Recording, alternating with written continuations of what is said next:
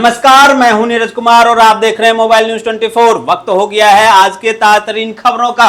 एक business daily को दिए इंटरव्यू में प्रधानमंत्री नरेंद्र मोदी ने कहा है कि 4 जून 2024 को शेयर बाजार रिकॉर्ड ऊंचाई पर पहुंच जाएगा। उन्होंने कहा कि उनकी सरकार ने बाजार समर्थक सुधारों को लागू किया है, जिससे एक मजबूत और पारदर्शी वित्तीय परिस्थिति उत्पन्न होगी। एग्जिट पोल पर कांग्रेसी नेता राहुल गांधी ने इसे प्रधानमंत्री नरेंद्र मोदी का काल्पनिक सर्वेक्षण बताया। वहीं राहुल गांधी से जब पूछा गया कि इंडिया गठबंधन को कितनी सीटें मिलेगी, इसके जवाब में उन्होंने कहा, पंजाबी गायक दिवंगत सिद्धू मूसेवाला का गाना 295 सुना है। राहुल गांधी ने जोर देकर कहा कि अलायंस को 543 में से 295 सीटें मिलेगी।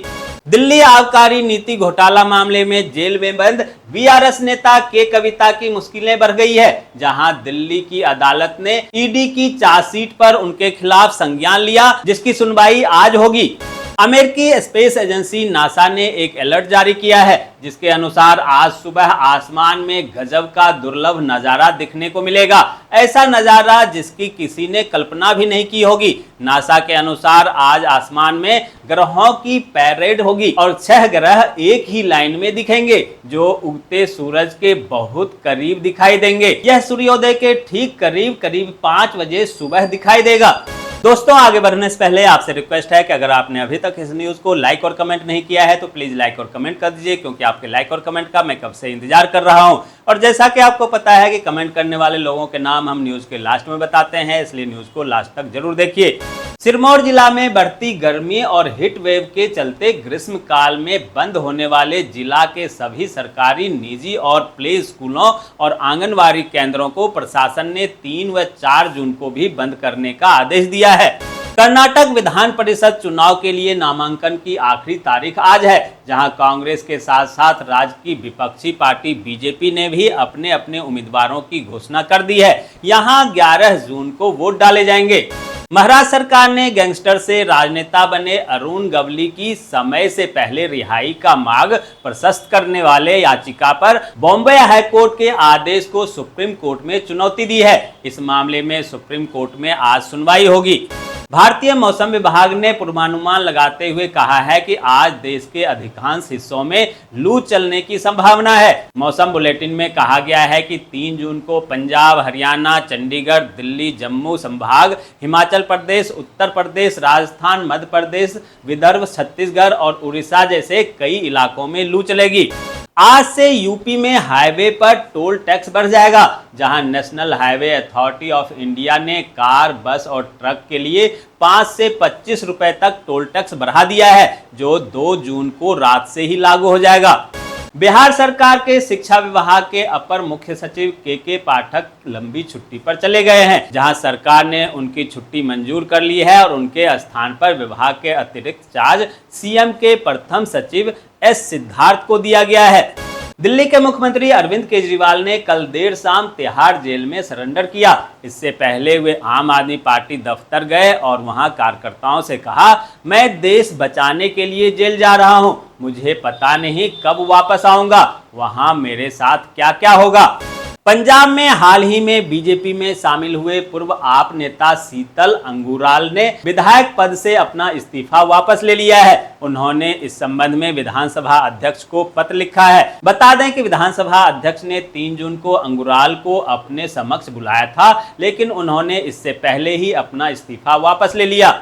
हरियाणा में गुड़गांव जिले के अंतर्गत आने वाले बादशाहपुर विधानसभा सीट रिक्त घोषित कर दी गई है, जहां विधानसभा की तरफ से इसकी जानकारी चुनाव आयोग को भी भेज दी गई। उत्तराखंड के मुख्यमंत्री पुष्कर सिंह धामी ने प्रदेश में आने वाले श्रद्धालुओं को पिथौरागढ़ में हिमाचल की चोटी के बीच स्थित कामाख्या मंदिर के दर्शन के लिए भी आमंत्रित किया। धामी ने ट्वीट कर लिखा कि जनपद पिथौरागढ़ में अद्भुत सौंदर्य और हिमालय की चोटियों के मध्य स्थित मां कामाख्या मंदिर लाखों श्रद्धालुओं की आस्था का केंद्र है। ऐसी मान्यता है कि यहाँ मां के दर्शन करने वाले भक्तों की सभी मनोकामनाएं पूर्ण होती है। छत्तीसगढ़ के सुकमा जिले में 8 नक्सलियों ने सुरक्षा बलों के सामने सरेंडर कर दिया, जिसमें 4 के सिर पर 5 लाख रुपए इनाम था। झारखंड के किसानों के लिए बड़ी खबर है। यहां राज्य सरकार ने किसानों को 50% अनुदान पर धान बेचने का आदेश दिया है। यहां राज्य सरकार ने किसानों को 50% अनुदान पर धान के बीज बेचने का आदेश दिया है। मध्य प्रदेश के श्योपुर जिले में रिश्तेदारी में शामिल होने जा रहे 11 लोगों से भरी नाव सिप नदी में डूब गई। हादसे में 4 लोग तैरकर बाहर निकल गए, जबकि 7 लोगों की मौत हो गई। लोकसभा चुनाव के एग्जिट पोल के नतीजों पर हिमाचल के पूर्व मुख्यमंत्री जयराम ठाकुर ने कहा कि हिमाचल समेत पूरे देश में कमल खिलेगा। यह स्वीकारता प्रधानमंत्री नरेंद्र मोदी के अनवरत और ऐतिहासिक विकास की है।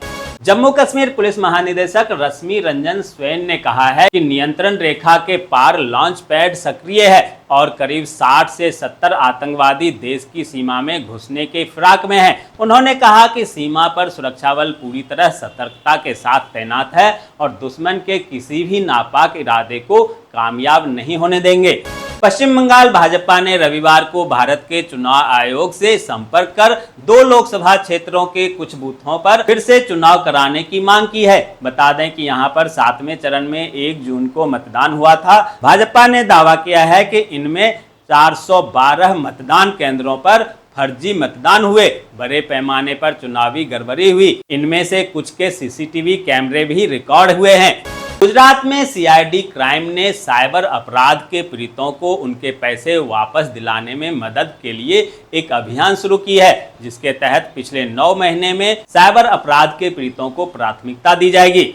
पुणे पोर्श कार दुर्घटना केस में अदालत ने किशोर के माता पिता को 5 जून तक पुलिस हिरासत में भेज दिया है। इन सभी पर अपने बेटे को बचाने के लिए सबूतों से छेड़छाड़ का आरोप है।